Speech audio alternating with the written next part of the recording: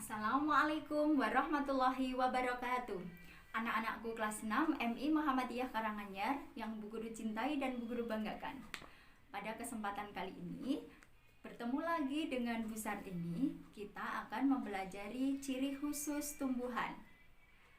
Tujuan pembelajaran pada pertemuan kali ini, siswa mampu mengidentifikasi ciri khusus tumbuhan sesuai dengan lingkungan tempat hidupnya.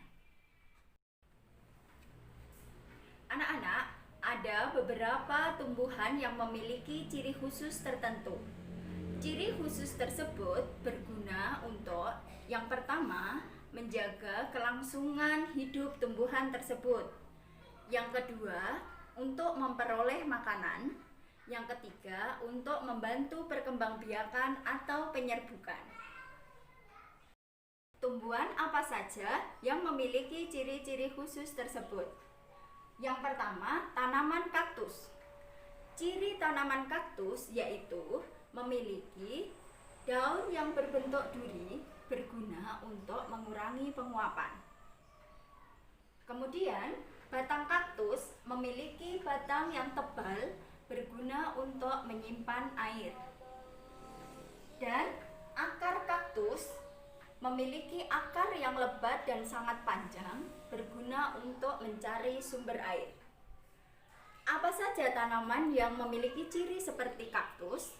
Yaitu tanaman lidah buaya dan cocor bebek.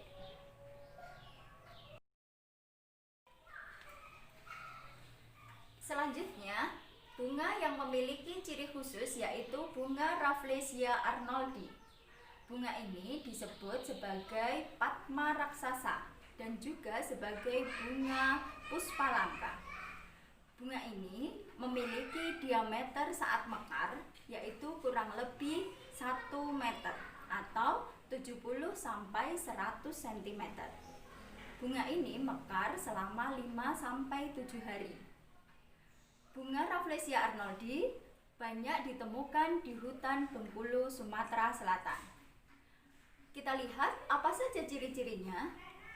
Ciri-ciri Rafflesia arnoldi, yang pertama, mengeluarkan bau busuk untuk mengundang serangga atau lalat yang berguna membantu penyerbukan. Kemudian yang kedua, mahkotanya berwarna merah dengan bintik-bintik putih yang memancarkan sinar pada malam hari, yang disebut ramenta. Yang ketiga, bunga Rafflesia arnoldi hidup menempel pada tanaman inang atau tanaman induk, sehingga disebut tanaman parasit. Ya. Anak-anakku, selanjutnya tanaman yang memiliki ciri khusus tertentu yaitu kantong semar. Kantong semar merupakan tanaman insektivora atau tanaman pemakan serangga. Tanaman insektivora atau kantong semar ini hidup di rawa-rawa. Di rawa-rawa miskin akan nitrogen. Maka untuk memenuhi kebutuhan nitrogennya, tanaman ini memakan serangga. Untuk lebih jelasnya, kita simak berikut ini. Anak-anak, yang ini tanaman pemakan serangga yang namanya kantong semar. Tanaman insektivora ini memiliki kantong di ujung daunnya. Jadi di ujung daun kantong semar itu terdapat kantong yang di dalam kantong ini terdapat cairan madu. Cairan madu ini berguna untuk menjebak serangga yang masuk di dalamnya. Nah, lihat tikus putih ini, dia juga akan terpeleset ke dalamnya. Nah, hewan atau serangga yang sudah masuk ke dalam kantong, kemungkinan dia akan sangat sulit untuk keluar. Nah, kemudian ketika dia terjebak dan mati di dalamnya, maka akan diambil cairan nitrogennya. Nah, ini bentuk asli dari tanaman kantong semar. Ya, mungkin. Oke anak-anak, setelah kita melihat tayangan tadi, kita sudah jelas ya melihat bagaimana proses tanaman insektivora memakan serangga. Nah, apalagi tanaman insektivora selain kantong semar, ada satu lagi yaitu tanaman Venus, tanaman pemakan serangga. Kita simak berikut ini. Anak-anak, ini proses tanaman Venus atau tanaman pemakan serangga. Ketika tanaman Venus membuka daunnya dan menangkap serangga. Kita perhatikan, di ujung-ujung daunnya ada gerigi-gerigi tajam.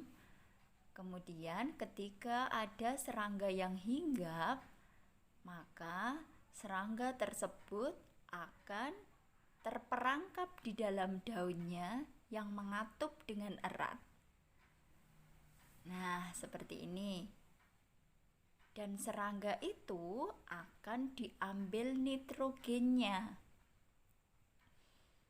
Serangga memiliki nitrogen yang nanti cairan nitrogen itu akan digunakan untuk memenuhi kebutuhan protein tanaman Venus. Selanjutnya, tanaman yang memiliki ciri khusus tertentu yaitu teratai. Tanaman teratai hidup di lingkungan yang berair atau hidrofit. Apa saja ciri khususnya teratai? Kita lihat gambar di samping. Tanaman teratai memiliki ciri khusus yang pertama, daunnya lebar dan tipis. Kemudian, batang teratai berongga untuk saluran air dan udara. Akar dari teratai memiliki akar yang lebat untuk menjaga keseimbangan agar teratai tidak terbalik ketika di atas permukaan air. Yang terakhir, tanaman yang memiliki ciri khusus tertentu yaitu tanaman bakau. Tanaman bakau dapat hidup di lingkungan yang berkadar garam tinggi. Di mana saja yang berkadar garam tinggi itu, yaitu di laut, di muara sungai, dan di pantai. Nah, apa saja ciri khusus dari tanaman bakau? Yang pertama, tanaman bakau memiliki akar nafas yang muncul di permukaan tanah untuk bertujuan mengambil oksigen. Kemudian yang kedua, tanaman bakau memiliki akar tunjang yang berguna untuk menopang tanaman tersebut agar dia bisa berdiri kokoh di tempatnya. Kemudian yang ketiga, tanaman bakau memiliki daun yang kaku dan tebal. Dan juga di bagian bawah daun tanaman bakau terdapat kelenjar untuk mengeluarkan kadar garam dari tanaman tersebut. Demikian anak-anakku, materi pada kesempatan kali ini kita sudah mempelajari banyak sekali ciri khusus tumbuhan. Oke, semoga bermanfaat. Pesan dari Bu Sartini, sayangilah tumbuhan karena tumbuhan banyak sekali manfaatnya untuk kita semua. Dan tumbuhan adalah makhluk ciptaan Allah yang perlu kita rawat dengan baik. Demikian dari Bu Sartini. Bu Sartini akhiri. Assalamualaikum warahmatullahi wabarakatuh.